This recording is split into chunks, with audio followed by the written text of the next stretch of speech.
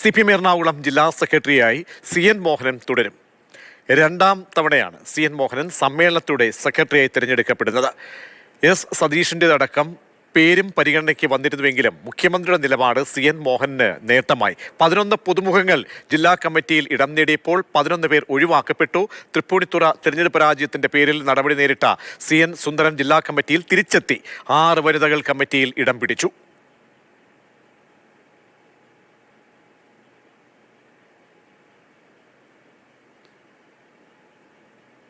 അപ്പോൾ എറണാകുളം ജില്ലയുടെ രാഷ്ട്രീയം ഇങ്ങനെ ഇറങ്ങി നിൽക്കുന്ന രാഷ്ട്രീയമാണ്.